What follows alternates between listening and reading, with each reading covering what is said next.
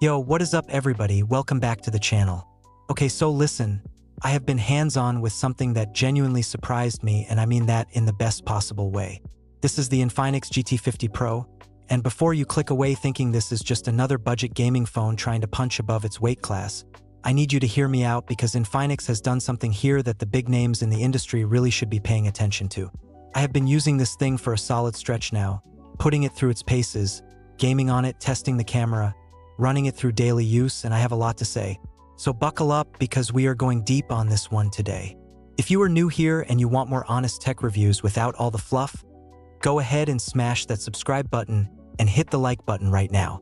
It genuinely helps the channel grow and lets me keep bringing you content like this. Now let us get into it. So first things first, let us talk about what this phone actually is. The Infinix GT 50 Pro just got announced on April 24th, 2026, and it is expected to start hitting shelves basically as we speak. We are talking a phone that sits around 330 euros, which puts it right in that sweet spot where you are not spending flagship money, but you are getting some seriously impressive specs on paper. And listen, specs on paper are one thing, but I always want to know how it feels in the real world. That is what we are here for. Let us start with the design because honestly this is where Infinix went all out with the gaming identity. You are looking at a 6.78-inch display. The phone weighs in at 198 grams, and it is 8.2 millimeters thin, which is actually really comfortable to hold. But here is what makes this thing stand out visually. Infinix put customizable RGB LEDs on the back panel. Yes, you heard that right, RGB on a phone. And before you roll your eyes at that, let me tell you it actually looks clean, and if gaming aesthetics are your thing, you are going to love it. They have also added dual pressure-sensitive zones on the sides that function as gaming triggers. These are physical shoulder trigger zones built right into the frame, and they are a real game changer when you are playing something like PUBG or Call of Duty Mobile because it gives you that console controller feel without needing to clip anything onto the sides of your phone. Now the display. Oh man. Okay, so this AMOLED panel is doing a lot of heavy lifting, and it does it well. We are talking 6.78 inches, 1208 by 2644 pixel resolution, a 144 Hz refresh rate, and here is a spec that I think most people are going to overlook and really should not. The PWM dimming is running at 2304 Hz. That is insane for a phone at this price. What that means for you in real terms is significantly less eye strain, especially when you are using the phone at lower brightness levels in darker environments. For a gaming phone where people are going to be staring at the screen for extended sessions, that is genuinely thoughtful engineering. Peak brightness can hit 4500 nits, which is absolutely blinding in outdoor sunlight, and you have Gorilla Glass 7 eye protecting the whole thing. This display is just excellent. Under the hood, we have the MediaTek Dimensity 8400 Ultimate, which is a 4nm chip, and it is a beast for this price category. 4nm process means better efficiency and better thermal performance, which matters a lot in a gaming context because nobody wants a phone that turns into a hand warmer after 20 minutes of gameplay. Speaking of thermal management, Infinix has implemented something they are calling HydroFlow liquid cooling in this device. I have been watching temperatures during extended gaming sessions, and the phone manages heat really well. You get 12 GB of RAM across both storage configurations, which are 256 gigs and 512 gigs, and the storage itself is UFS 4.1, which is the fast stuff.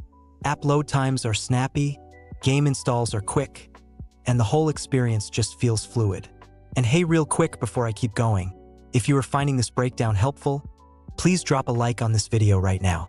It takes literally 2 seconds, and it tells the algorithm that this content is worth pushing out to more people. Seriously, it makes a big difference. Okay, back to the review. Gaming performance on this thing is genuinely impressive. The combination of the Dimensity 8400 Ultimate, the active liquid cooling, and those physical shoulder triggers creates an experience that feels way more premium than the price tag suggests. I was running demanding titles at high graphics settings, and the phone kept up without breaking a sweat. The shoulder triggers are responsive and precise, and after a few minutes of using them, it becomes completely natural. I honestly had a blast gaming on this device, and that is not something I say lightly. Now let us talk battery because this is another area where Infinix went big. The GT50 Pro ships with either a 6150 mAh or a 6500 mAh battery depending on the variant, and that is a massive sell. I am talking all-day battery life easily, and in my usage I was regularly hitting well over a full day even with heavy gaming mixed in. Charging speeds include 45-watt wire charging, which gets you back up quickly, and then here is where it gets interesting, you also get 30-watt wireless charging at this price. Wireless charging on a sub-330 € phone is wild.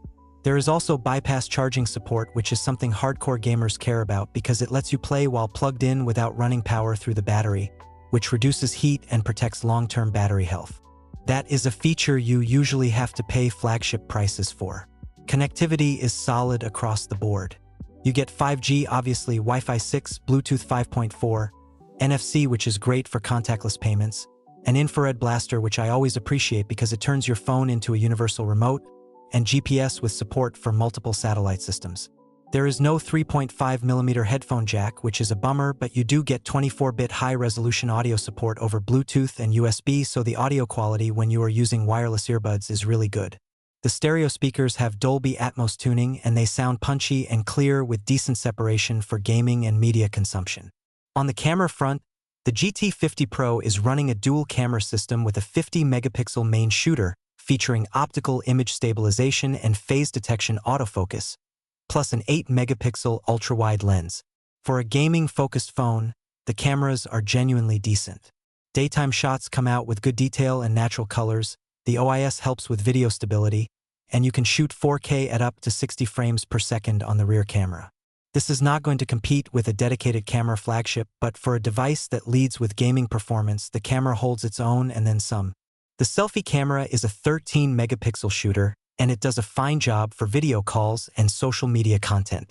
The phone runs Android 16 out of the box with Infinix's XOS 16 skin on top, and Infinix has committed to 3 major Android upgrades, which is a reasonable promise for the price tier. The software experience is smooth, and there are some gaming-specific features baked in that make the overall package more cohesive. The IP64 rating means you have solid dust protection and can handle water splashes without stress, which is good peace of mind for everyday use even if it is not full waterproofing. So here is the bottom line. The Infinix GT50 Pro is a genuinely compelling device for anyone who wants a gaming-focused smartphone without paying flagship prices. The Dimensity 8400 Ultimate performance is strong, the display with that high PWM rate is excellent, the battery life is exceptional, the wireless charging at this price is almost unbelievable, the liquid cooling works, and those shoulder triggers are a legitimately good hardware addition. Is it perfect? No. The ultra-wide camera is just okay, there is no headphone jack, and the plastic back will not feel as premium as glass. But when you look at what you are getting for around 330 euros, it is really hard to argue with the value proposition here. Infinix has been on a serious upswing lately, and the GT50 Pro is proof that they are not playing around anymore. If you are in the market for a gaming phone and you do not want to drop flagship money, this deserves to be on your shortlist without question. Alright, that is gonna wrap it up for this one.